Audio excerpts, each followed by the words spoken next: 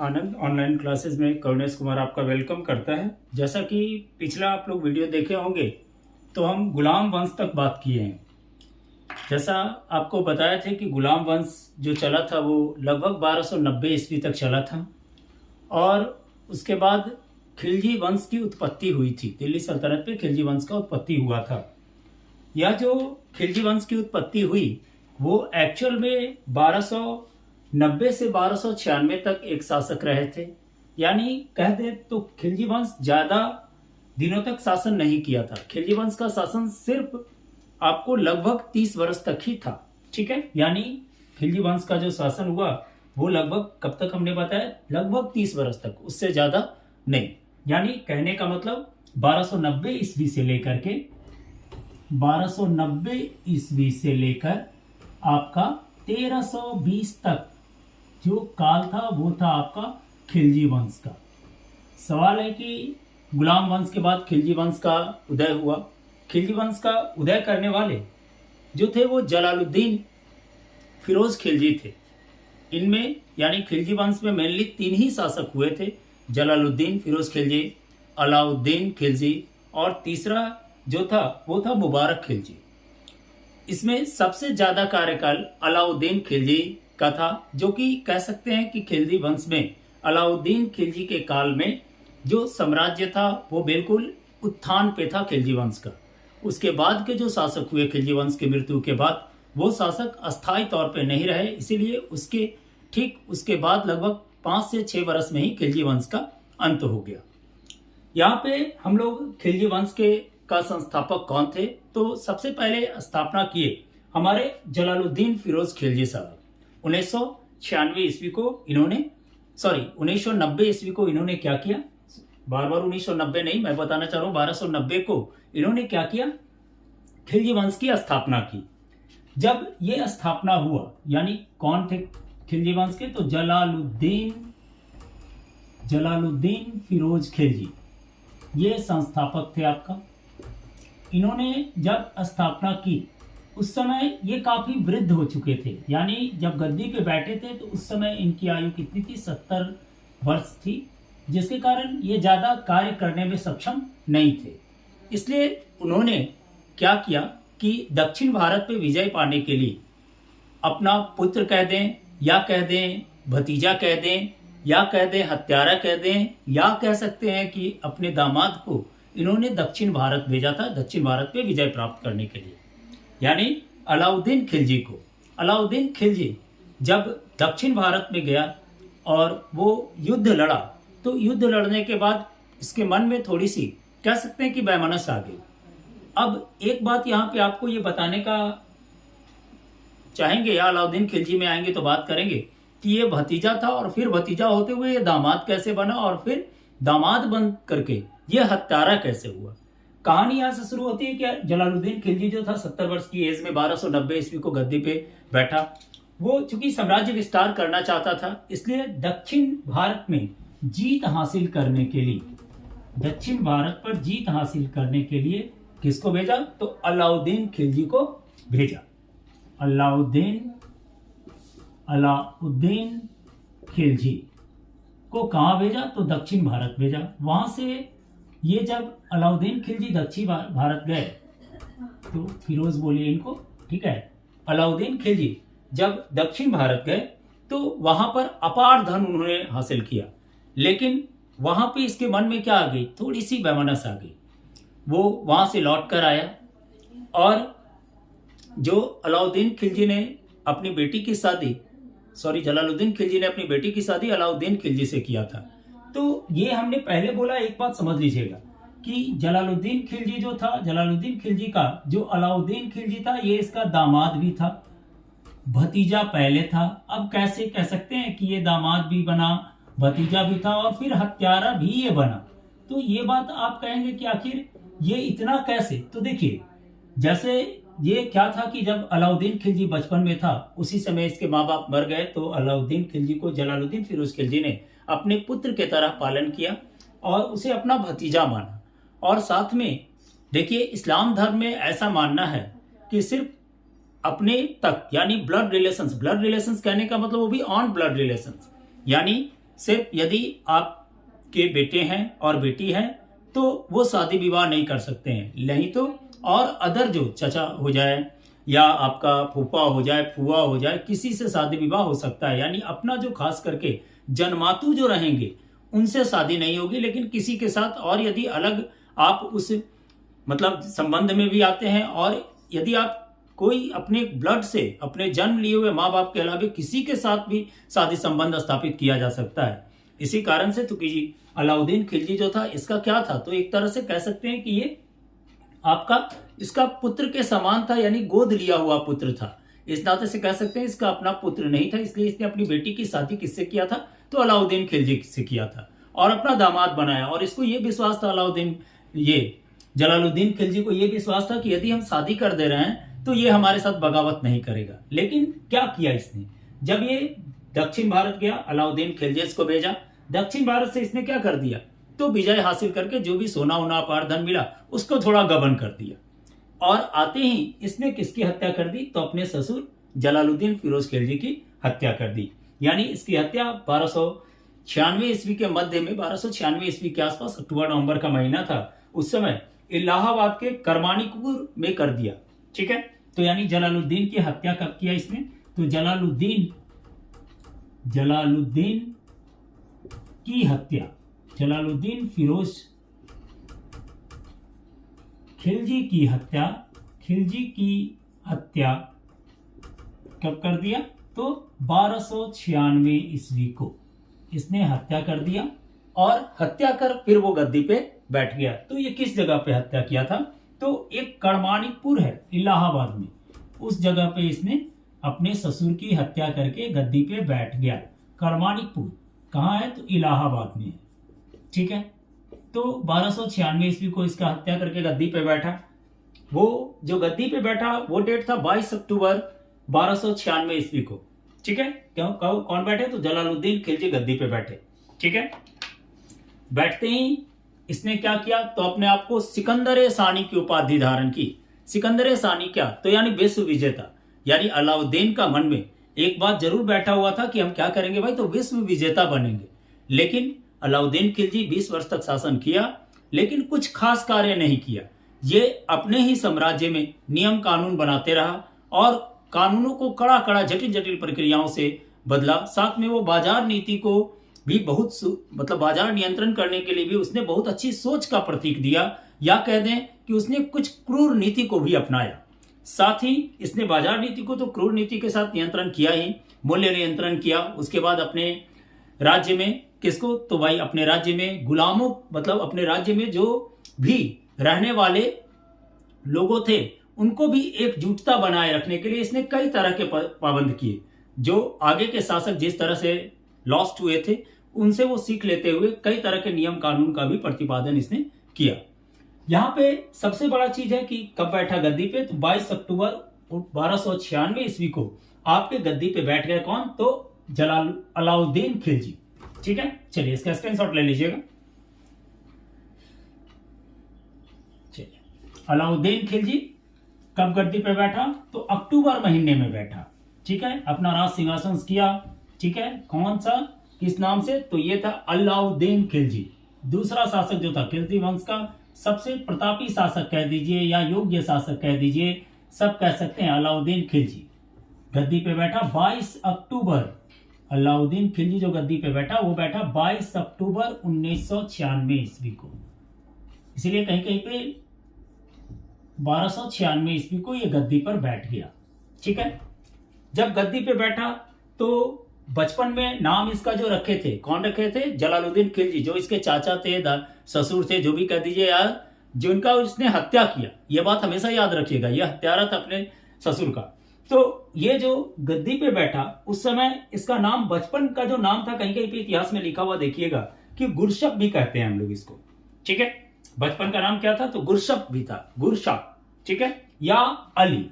तो बचपन का नाम क्या था, तो बचपन का नाम इसको भी याद रखिएगा, अक्सर आता है क्वेश्चंस की, बचपन का नाम क्या था इसका, तो अली और या गुरु। ठीक है, गुरु शास्त्र, ये इसका नाम था बचपन का। 1296 ईस्वी को गद्दी पे बैठा। गद्दी पे बैठते ही इसने किसकी उपाधि ली? तो सिकंदर शानी। इसको याद रखिएगा, सिकंदर शानी किन्होंने उपाधि लिया था? तो सिकंदर शानी की उपाधि हमारे अलाउद्दीन खिलजी साहब लिए थे। सिकंदर शानी, सिकंदर ए शानी उपाधि थी इनकी। इन्होंने बहुत अजीबोगरीब काम किया है अपने साम्राज्य में। जिस समय ये राज्य कर रहे थे उस समय बहुत अलग अलग ढंग का काम किए। जैसे सबसे पहले क्या किए? तो उसने सेना तंत्र को ठीक करने के लिए किया। सैनिक सेना को ठीक करने के लिए क्या किया? तो इसने कैंटीन की व्यवस्था कर दी। जैसे आज भी है, सेना लोगों को क्या होता है भाई, कैंटीन से फ्री टैक्स सामान मिलते हैं।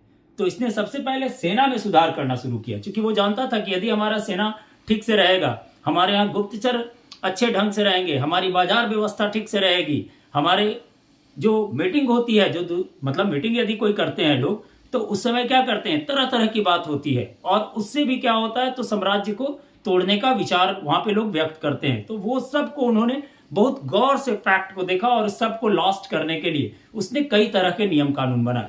जैसे सैनिकों को खुश करने के लिए इसने क्या किया? तो पहले कैंटीन की व्यवस्था कर दी, यानी सेना के लिए उसी समय से कैंटीन का व्यवस्था चल रहा है अभी भी। सेना के लिए क्या किए?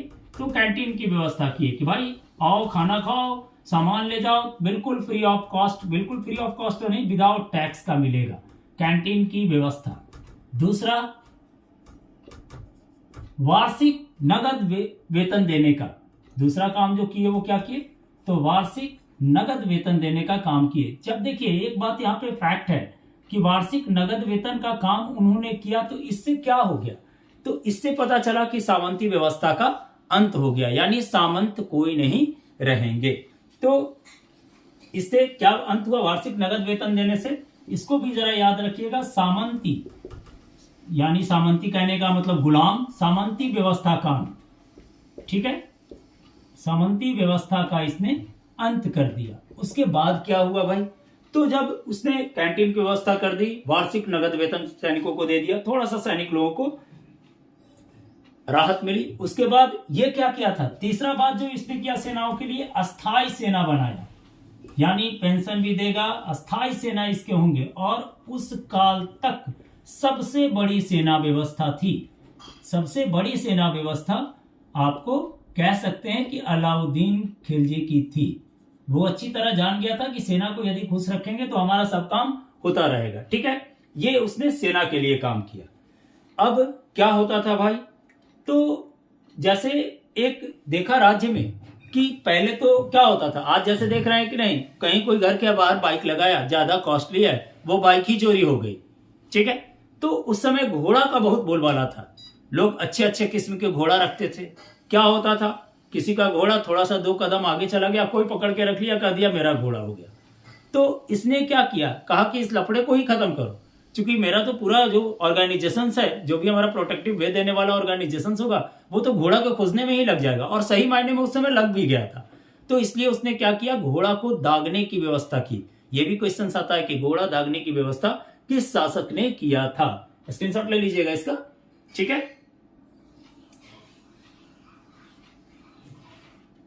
समझ में आ रही है? बहुत सुधार किया एडमिनिस्ट्रेशन को बिल्कुल एक जगह पे लाने के लिए, उसने बहुत काम किया। लेकिन कहा जाता है कि जहां कुछ अच्छाई होगा वहां कुछ खराबी होगा ही, और वही खराबी क्या हुआ, तो अंत में चल के खिलजी वंश का अंत किया, क्योंकि उसको योग्य शासक अलाउद्दीन खिलजी के बाद नहीं मिला।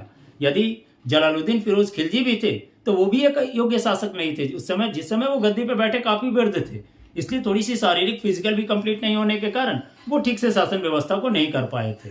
और उनका जो भतीजा था यानी दामाद था, वो तो खैर कट्टर निकला ही, उनको भी मौत का घाट उतार दिया, ठीक है। चलिए अब बात करते हैं कि इतना काम कर दिए अलाउद्दीन खिलजी जी ने सेना के लिए। अब इन्होंने क्या किया, तो अलाउद्दीन खिलजी ने उसके बाद क्या किया, तो घोड़ा दागने की प्रथा की, ठीक है। इसको भी नोट कीजिएगा बिल्कुल, घोड़ा दागने की प्रथा किसने की, तो अलाउद्दीन खिलजी ने। चलो घोड़ा दाग दो, जिसका घोड़ा होगा वो पहचान में आ जाएगा। घोड़ा दागने की तिथि थोड़ा सा स्पॉटेड, घोड़ा दागने की प्रथा, ठीक है। किसने चालू किया, तो अलाउद्दीन खिलजी ने ही चालू किया था। साथ में सेना को क्या दिया, परिचय पत्र दिया। सेना को परिचय पत्र यानी आइडेंटिटी कार्ड उन्होंने दे दिया कि भाई तुम हमारे सेना में हो, लो ये आइडेंटिटी कार्ड हो गया। और इसी के कारण क्या हो गया, उनका हुलिया भी पता होने लगा कि सेना है तो कैसे है भाई, उनका रूप रंग सब उसमें व्याख्या होने लगी। क्योंकि ज्यादा वहां उस समय क्या होता था, तो ज्यादा लोग गुप्तचर लोग ज्यादा इंटेलिजेंस काम करता था वहां पे, इंटेलिजेंस कह सकते हैं, ठीक है, आज का इंटेलिजेंस ब्यूरो उस समय भी काम करता था। तो उसने क्या किया, चलो भाई हम परिचय पत्र ही दे देते हैं, कोई नाम बेचकर नहीं रहेगा कि हम सेना है, ठीक है।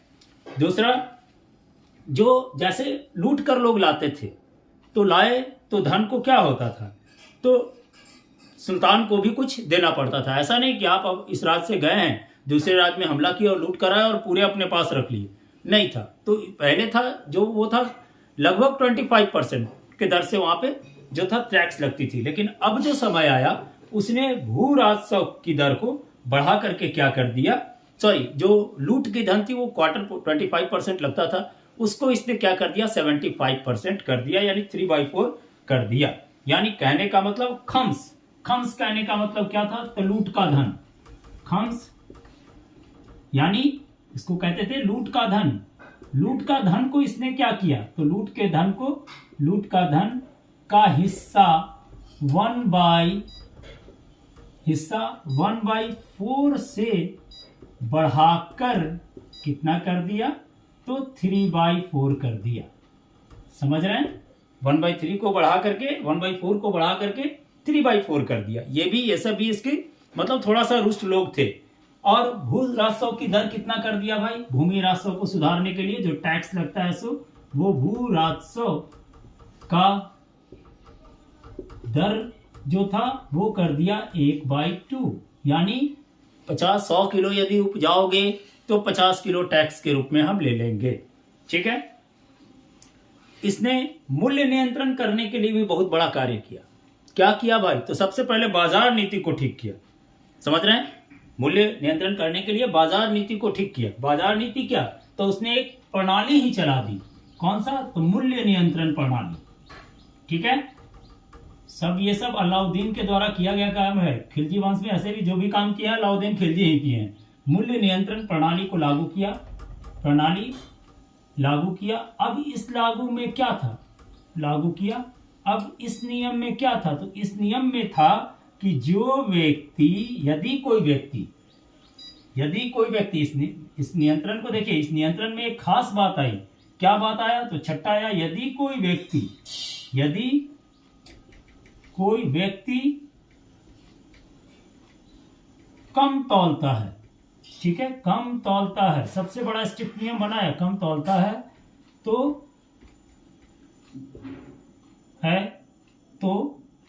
उसके कम तौलने के भार के बराबर उसके शरीर से मांस दिया जाएगा। समझ में आया, सबसे क्रूर नीति यही था इसका, उसके शरीर से मांस लिया जाएगा। सबसे खराब नीति यही था इसका, कि यदि कोई थोड़ा सा भी 100 ग्राम भी कम कर रहा है मार्केट में, तो उस दिन पकड़ा गया तो उसके शरीर से 100 ग्राम का ले लिया जाएगा, ठीक है। आपको याद होगा कुतुब मीनार बनाने के लिए भी इसने किसको भेजा था, पिछला वीडियो में बात किए थे हम, गुलाम वंश में कुतुब मीनार के बगल में ही एक मीनार बनाने के लिए ये अपना सेनापति मालिक काफूर को भेजा था। वो ऐसा बकलोल मालिक काफूर था कि वो बनाया, आखिर इंजीनियर तो था नहीं, वास्तुशास्त्र इंजीनियर है तब ना उसको कंस्ट्रक्शन ठीक से करेगा, वो उसको ठीक से कंस्ट्रक्शन नहीं किया। क्या किया, तो उसी पे वो फाउंडेशन तैयार किया और बाद में जाके तो पतला बना ही नहीं, फाउंडेशन ही ठीक से नहीं दिया था उसने, तो कह दिया कि भाई नहीं बनेगा। तो उसको कह दिया गया कि चलो इसका एक रूप दे देते हैं। तो कौन सा रूप दिया, अलाई दरवाजा, ठीक है। तो अलाई दरवाजा कुतुब मीनार के बगल में किसने बनवाया, तो अलाउद्दीन खिलजी ने ही बनवाया था। किसके सहयोग से, तो मालिक काफूर, अपने सेनापति के मालिक काफूर के सौजन्य से। स्क्रीनशॉट ले लीजिए।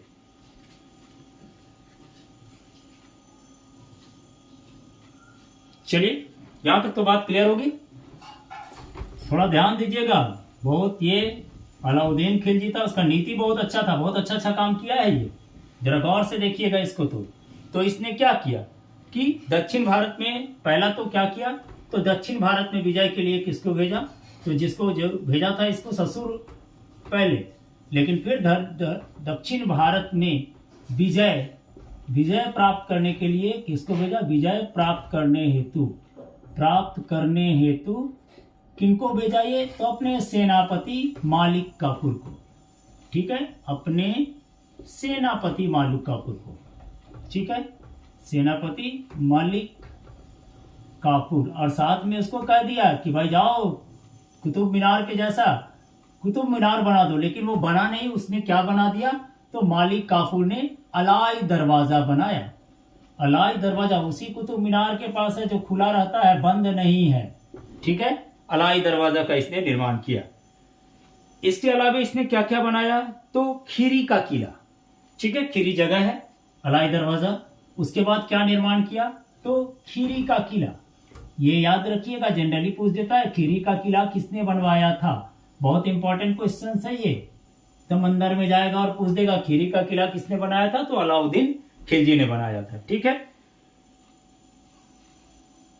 चलिए इसके बाद इसने कुछ कुछ बाजार नियंत्रण करने के लिए क्या क्या किया? तो इसने पहले दीवाने रियासत का पद बनाया। एक दीवाने रियासत होते थे, तो दीवाने रियासत का पद बनाया। तो उसमें सबसे पहले कौन थे? तो दीवाने रियासत। दीवाने रियासत का पद, यानी पूरे रियासत को देखने के लिए एक इन्होंने पद दिया, दीवाने रियासत का पद। जो बनाए किनको इसमें बनाया गया? तो दीवाने रियासत के पद के लिए मालिक याकूब को बैठाया गया। मालिक याकूब बनाया गया। अब इसके बाद देखिए, बाजार नियंत्रण ही इसका मेन मकसद था और साम्राज्य को ठीक ढंग से रखना। पहला ये यही नीति पे चला, बोला जितना साम्राज्य उतना ही काफी है, इससे ज्यादा बढ़ाने का जरूरत नहीं है। उसके बाद जैसे आज होता है कि कोई वस्तु है तो आपका जाएगा पहले चेक होने ये सही है या गलत है, और यदि वो गवर्नमेंट का जो जहाँ पे है हमारा, जैसे एक मार्क का सिंबल हुआ या जो भी फजाई का सिंबल हुआ, वो सिंबल देता है और मार्केट में लॉन्च होती है। तो इसके लिए क्या किया? तो वस्तु को भी परमिट जारी करने के लिए इसने एक नियुक्त अधिकारी किया था जो कहलाता है परवाना नवीस थे। वो कौन थे? परवाना नवीस शाह। परवाना नवीस को इसने क्या किया भाई? तो परवाना नवीस को क्या बनाया? तो किसी वस्तु को परमिट जारी करने वाला अधिकारी। वस्तु का, थोड़ा ध्यान दीजिएगा इस बात पे, वस्तु का परमिट जारी करने वाला, समझ रहे हैं? वो किनको बनाया? तो आपको परवाना नवीस को। और ये पद लगभग जारी रहा जब तक इसका साम्राज्य था, ये पद बंद नहीं हुआ। बात समझ रहे हैं? उसके बाद इसने क्या बनाया? मार्केट में बहुत ज्यादा सुधार किया था। एक बनाया साहना ए मंडी। किसके लिए भाई? तो व्यापार करने के लिए। ठीक है, और कैसा व्यापार? तो खाद्य अन्नों की बिक्री हेतु। ठीक है, चलिए अब एक बुक से पता चलता है कि जैसे इसका जो था वो आपका मतलब कहने का मतलब आर्थिक नीति की व्यापक जानकारी, उस समय जो भी इकोनॉमिकल नीति था उसका अलाउद्दीन खिलजी का, उसके जानकारी के लिए तारिके फिरोज शाही जो एक पुस्तक है उससे मिलता है। जो लिखा हुआ था उसी काल में लिखे थे जियाउद्दीन बर्नी साहब। ठीक है, तो यानी आर्थिक नीति की व्यापक जानकारी कब कहां से मिलेगी? तो खिलजी वंश का आर्थिक नीति समझ रहे हैं? आर्थिक नीति की जानकारी के लिए, आर्थिक नीति की व्यापक जानकारी लिख दीजिए। व्यापक जानकारी कहां से मिलता है हमको? तो भाई बर्नी साहब का लिखा हुआ बुक है, वो है तारिके फिरोज शाही पुस्तक से। किनकी लिखी हुई है? फिरोज शाही पुस्तक किनकी लिखी हुई है? तो बर्नी साहब की लिखी हुई है, यानी कह सकते हैं जियाउद्दीन बर्नी, यही लिखिए, जियाउद्दीन बर्नी। समझ रहे हैं? चलिए, यहां तक तो इसने बाजार को बहुत अच्छा से रखा। उसके बाद मूल्य नियंत्रण करने के लिए नाप तोल अधिकारी भी बनाया। अब सवाल क्या था? तो देखे थे कि जैसे पहले भी भूमि को दान में दे देते थे लोग, मस्जिद में दे दिए, मंदिर में दे दिए, तो उसको इसने कहा कि नहीं भाई, ये सब हमारे साम्राज्य में नहीं चलेगा। जितनी भी दान की हुई भूमि है सब क्या हो जाएगी, तो गवर्नमेंट सेक्टर की हो जाएगी, यानी गवर्नमेंट की भूमि रहेगी।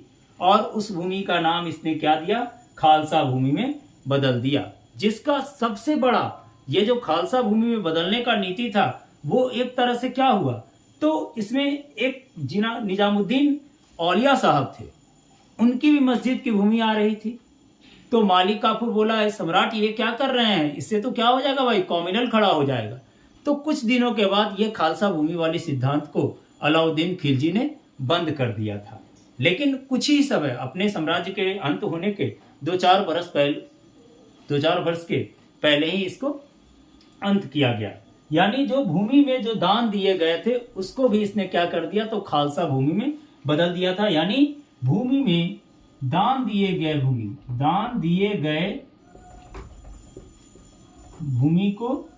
भूमि को बदल दिया किसमें, खालसा भूमि। खालसा भूमि कहने का मतलब गवर्नमेंट की भूमि, सरकारी भूमि, समझ रहे हैं कि नहीं।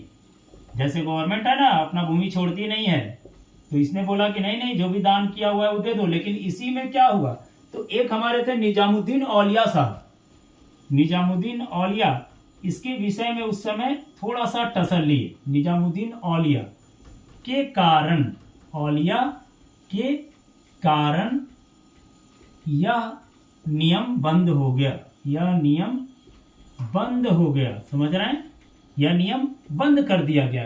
क्योंकि बोला, जो मालिक काफूर था बोला, अरे भाई निजामुद्दीन औलिया तो एक तरह से मौलवी थे, तो यदि इस तरह का काम यदि आप करेंगे तो हो सकता है कि हमारे यहाँ साम्राज्य जो है हमारे हाथ से निकल जाए।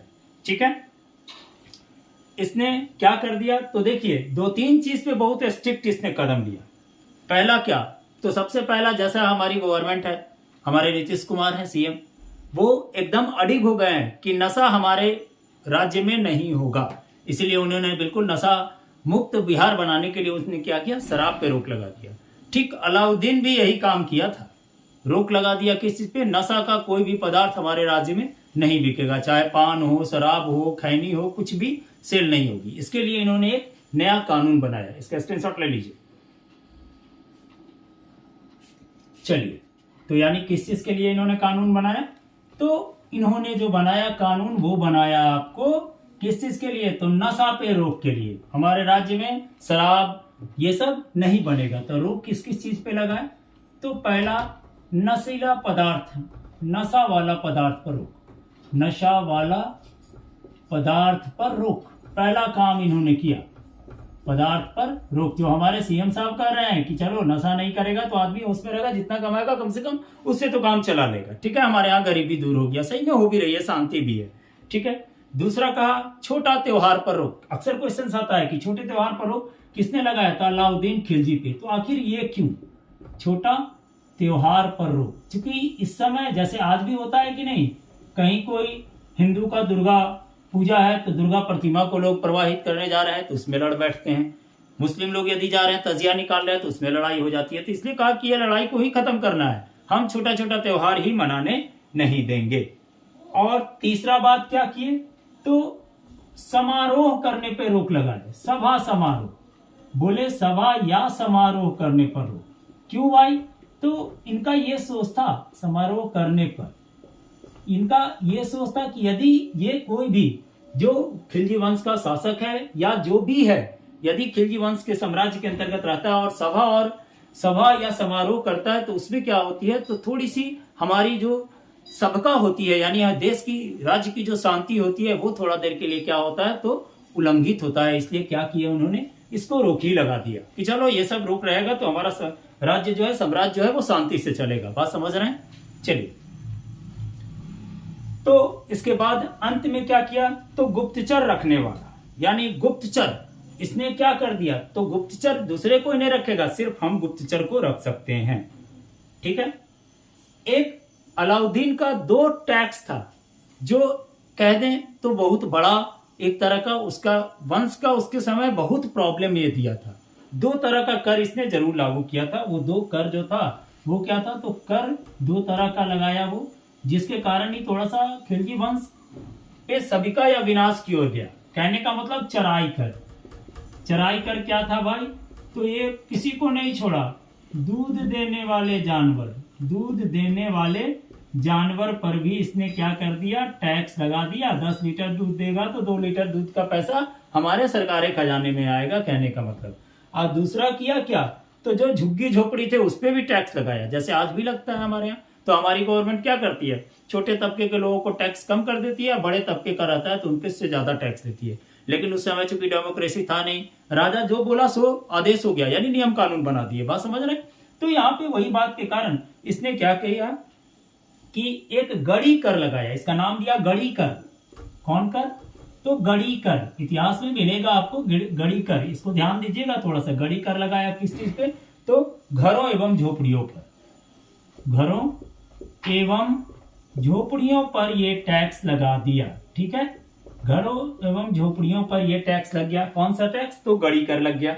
ठीक है, अब देखिए अंत में अलाउद्दीन की मृत्यु कब हो गई? तो 5 जनवरी 1316 ईस्वी को अलाउद्दीन की मृत्यु हो गई। 20 वर्ष तक यह शासन किया। लगभग शासन काल में बहुत शांति से रहा। ठीक है, इसने क्या क्या किया तो देखिए थोड़ा सा इसमें इस बात को भी समझ लें, थोड़ा इसका स्क्रीनशॉट ले लीजिएगा। इसने 4 ऐसे तो 6 तरह का टैक्स लगाया था, लेकिन ये तो टैक्स हो गया एक अदर टैक्स हो गई कि चलिए भाई चराई कर भी लगेगा, गढ़ी कर भी लगेगा। लेकिन इसने लगाया था और कौन कौन सा कर लगाया था? तो जजिया कर लगाया। ये किनके लिए था? तो गैर मुस्लिम के लिए। गैर मुस्लिम यानी गैर मुस्लिम लोग जो हैं वो इस टैक्स को देंगे। ठीक है, और इसमें से 5 लोग को इसने कहा कि मुस्लिम भी नहीं है, गैर मुस्लिम भी है, तो ये 5 लोग यदि हैं तो टैक्स नहीं देंगे। थोड़ा ध्यान दिया था वो, चूंकि था तो बुद्धिजीवी बहुत ज्यादा ही, समझता ही था सब बात को। जैसे पहला किस चीज पे? तो 5 लोग पे टैक्स को इन्होंने नहीं लगाया। पहला बच्चा, भाई बच्चा है उसको टैक्स नहीं लगेगा। दूसरा बूढ़ा, जो एजेड है 60 वर्ष के बाद है, उनको टैक्स नहीं लगेगा। तीसरा उन्होंने कहा कि भाई विकलांग को भी नहीं लगेगा। वो कहां से लाएगा पैसा? तो विकलांग। उसके बाद महिलाओं को भी जजिया कर नहीं लगेगा, यानी महिलाओं को और एक क्या थे? तो ब्राह्मण। जो ब्राह्मण है यानी सब वर्ग को ये खुश करने का कोशिश किया है साम्राज्य के वक्त, ब्राह्मणों पर भी ये जजिया कर नहीं लगेगा। पहला कर जो था, इसका मेन इंपॉर्टेंट टैक्स ये सब थे। उसके बाद एक था जकात, जो सिर्फ मुस्लिम को लगता था। उसने जकात को भी, मुस्लिम को भी नहीं छोड़ा था कि यदि मुस्लिम हो तो भी टैक्स दो। जकात सिर्फ किसके लिए? तो मुस्लिमों के लिए, सिर्फ मुस्लिम वर्ग इसको टैक्स को देते थे। ठीक है, तीसरा टैक्स जो लगाया वो खुमस लगाया। खुमस लगाया कहने का मतलब सैनिक को भी वेतन मिलता था, उसका 2% 3% वो टैक्स के रूप में लेता था। ठीक है, स्क्रीनशॉट लीजिए इसका। चलिए, तो तीसरा जो कर के बारे में बात कर रहे हैं वो क्या था? तो खुम्स। ये सब इनका पॉपुलर 4 जो था वो एकदम पॉपुलर था। खुम्स सैनिकों पर, खुम्स सैनिकों पर टैक्स। समझ रहे हैं? ये खिलजी वंश है भाई, सैनिकों पर टैक्स। घोड़ा दागने का दगा भी, ये प्रथा भी इसी समय शुरू हुआ था। ये तो इंपॉर्टेंट क्वेश्चन है, जनरली आता है। उसके बाद एक हुआ चौथा खराज। अब ये खराज किन पे लगता था? तो देखिए खराज जो था मुस्लिम लोगों पर जो था वो भूमि कर था। कुछ टैक्स कम लगते थे मुस्लिम लोगों को। ठीक है, तो मुस्लिम पर भूमि कर। ठीक है, अलग अलग ढंग का सिस्टम इसने बनाया। ठीक है, और उसके बाद चरी और घड़ी कर और थे जो मामूली थे। इसके बारे में ज्यादा चरी और घड़ी जो कर टैक्स थे वो मामूली टैक्स था। ठीक है, इनकी मृत्यु कब हो गई? तो मृत्यु हुई आपका 5 जनवरी 1316 ईस्वी को, यानी अलाउद्दीन की मृत्यु। इस बात को ले लीजिए, अलाउद्दीन की मृत्यु कब हुई भाई? तो लगभग शुरुआत में ही हो गया। ठीक है, जनवरी में ही, यानी 5 जनवरी 1316 ईस्वी को इनकी मौत हो गई। ये मर गए। उसके बाद गद्दी पे बैठा कुतुबुद्दीन मुबारक खिलजी, अयोग्य शासक, कोई योग्यता उसमें नहीं। सबसे अंतिम शासक इसका 4 वर्ष लगभग ये 4 वर्ष के लगभग शासन करेगा, लेकिन कोई खास काम नहीं, एकदम बिल्कुल पागल किस्म का था ये शासक। ये अपने दरबार में नंगा ही चलाता था, लोगों को नंगा ही घूमने के लिए कहता था, और इसको नग्न स्त्री या पुरुष के साथ रहना बहुत ज्यादा पसंद था, समझ रहे हैं। कभी कभी ये दरबार में स्त्रियों का वस्त्र धारण कर भी चलाता था। तो गद्दी पर अलाउद्दीन के बाद बैठा कुतुबुद्दीन मुबारक खिलजी, समझ रहे हैं। इसका भी अंत हो गया, ये भी कोई खास काम नहीं किया। यानी कुतुबुद्दीन तीसरा शासक जो हुआ हमारा वो हुआ कुतुबुद्दीन मुबारक खिलजी। ये गद्दी पे बैठा 1316 ईस्वी में, ठीक है। वही 5 जनवरी के लगभग बैठा था, 5 को 1316 को गद्दी पे बैठा। बैठते ही क्या किया, तो इसका बैठते ही कोई खास काम नहीं, ये पागल किस्म का था। नग्न स्त्री या पुरुष के साथ रहना पसंद करता था, नग्न स्त्री एवं पुरुष के साथ रहना पसंद करता था, ठीक है। अयोग्य शासक था, समझ रहे हैं। दूसरी बात हो गई कि स्त्रियों का वस्त्र पहन करके क्या आता था, तो साम्राज्य अपने राज्य में आता था, दरबार में आता था। स्त्रियों का वेश धारण करने वाला यही था। वेश धारण कर कहाँ आता था, तो वेश धारण कर कहाँ आता था, तो अपने राज दरबार में आता था। ये सब इसकी पागलपनी थी। जैसे तुगलक वंश में भी एक हुआ था, ठीक है, पागल, उसी तरह का ये भी पागल था। लेकिन ज्यादा दिन होता है पागलपनी किसी की चलती नहीं है। उपाधि लिया खलीफा का, ये भी ले लिया, गद्दी पे बैठा था, तो क्या दिक्कत है। ईरान खबर दिया, वहां का जो थे आपको, उन्होंने इनको खलीफा का उपाधि धारण कर दिया। उसमें तो कोई खास प्रोसेस नहीं था, इसमें कोई खास काम इनका नहीं था। लेकिन इससे सभी लोग लगभग तंग हो गए। तो मुबारक खिलजी का जो एक सेनापति था, कौन सेनापति, तो आपको खुसरो खां, उसने 15 अप्रैल 1320 ईस्वी को इसकी हत्या कर दी, ठीक है। कौन, तो 15 अप्रैल 1320 ईस्वी को सेनापति किसने हत्या की, सेनापति कौन, तो खुसरो, ठीक है। यानी खुसरो खां सेनापति, खुसरो खां ने इसकी हत्या कर दी। लेकिन एक बात जान लीजिए कि समझिए तो यहीं पे अंत हो गया, लेकिन खुसरो खां कुछ दिन 2-4 महीना रहा, अपना एक उपाधि भी खुसरो खां ले लिया। कौन सा उपाधि, तो ये ले लिया था उपाधि आपको पैगंबर का। पैगंबर के सेनापति, यानी अपने आप को ये मानते थे पैगंबर के सेनापति, समझ रहे हैं बात को, पैगंबर के सेनापति ये मानते थे। लेकिन जब जो कुतुबुद्दीन मुबारक खिलजी जब गद्दी पे बैठा था, तो उस समय क्या हो गया, तो साम्राज्य जो था लगभग इधर उधर फिसलने लगा। यानी लोग इससे असंतुष्ट रहने लगे, चूंकि ये पागल की तरह रिएक्ट करता था।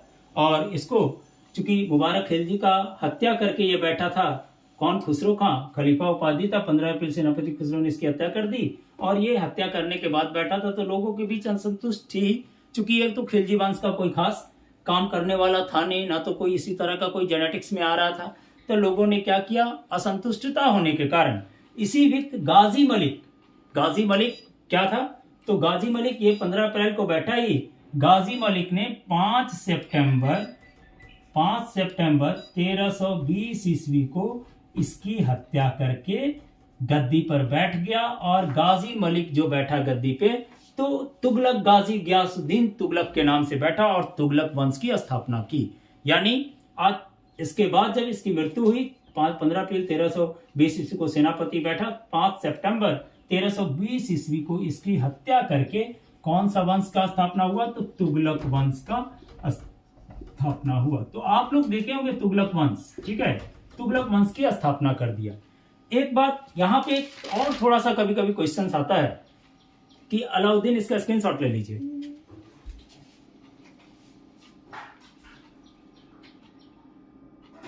चलिए, अब जो एक और थोड़ा सा कभी कभी क्वेश्चन आता है कि अलाउद्दीन खिलजी जो मंगोलों से लड़ा, ये तो कहानी खत्म हो गई, थोड़ा सा एक अलग एक्स्ट्रा है, इसलिए उसकी बात कर रहे हैं हम। अलाउद्दीन खिलजी मंगोलों से कितनी बार लड़ा, तो शुरुआत से ही वो लड़ता रहा, और लगभग अलाउद्दीन खिलजी जो मंगोलों पर 6 आक्रमण हुए, ठीक है। यानी अलाउद्दीन खिलजी के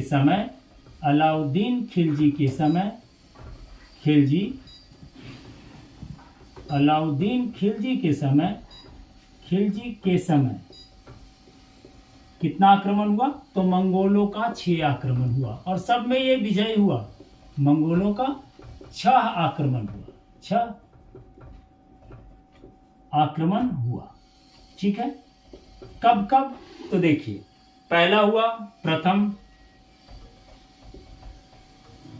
किस डेट को होता है, उसके बाद दिनांक या वर्ष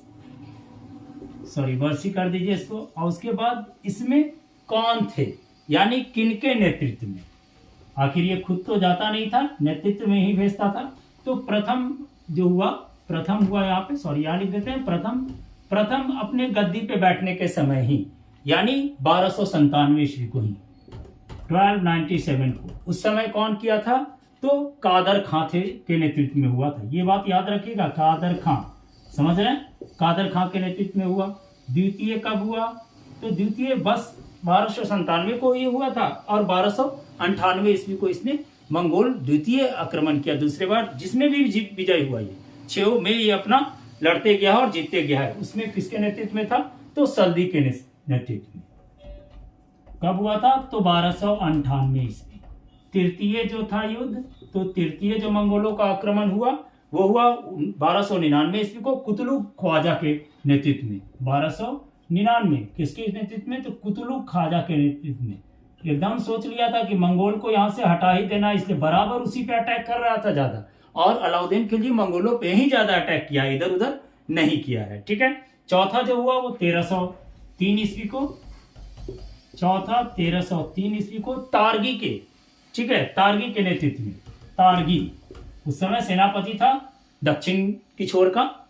उसके बाद हो गया पांचवा, तो पांचवा देखेंगे, 5th जो मंगोल का आक्रमण हुआ वो हुआ था 1305 को, और इसका नेतृत्व किए थे अली बेग ने, यानी अंत तक ये उससे लड़ता रहा, छोड़ा नहीं उसको, अली बेग।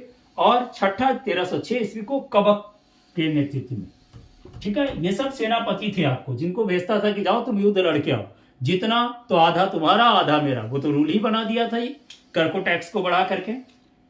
तो कबक के नेतृत्व में 1306 कबक के नेतृत्व में। एक बात आप लोग देखे होंगे, चाहे वो गुलाम वंश हो, चाहे आपका खिलजी वंश को आपने देखा, इस वंश में खासियत क्या था? खासियत यही था कि दोनों जमीन से ही उत्पन्न हुआ, लेकिन दोनों को अंत होने का भी क्लाइमेक्स नहीं बना, है कि नहीं? कोई विश्वास नहीं कर पा रहा था। जैसे जलालुद्दीन फिरोज खिलजी को कभी विश्वास नहीं था कि अलाउद्दीन जो जिसको वो दामाद बना रहा है वो उसकी हत्या कर देगा। बात समझ रहे हैं?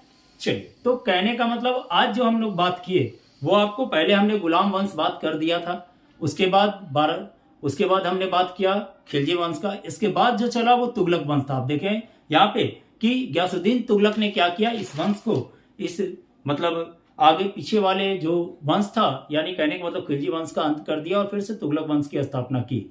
इस तरह से आप देखे होंगे कि मध्यकालीन भारत का जो गुलाम वंश हमने बता दिया, खिलजी वंश हमने बता दिया, इस दोनों वंश का वीडियो आप बार बार देखें। ऐसे मैं एक शॉर्टेज क्वेश्चंस कलेक्शंस भी दूंगा इसके बाद। अभी तो आपको एक जनरल कॉन्सेप्ट दे रहे हैं जीके में, तो आप मेरे चैनल को सब्सक्राइब जरूर करें और हमारे वीडियो को, अब चूंकि मेरे वीडियो को ध्यान से देखें और चैनल सब्सक्राइब करेंगे तो आपको वीडियो का अपडेट जो होता है वो बराबर मिलता रहेगा, जिससे आपकी एजुकेशन जो होती है एक खास पैटर्न से आगे बढ़ते रहेगी।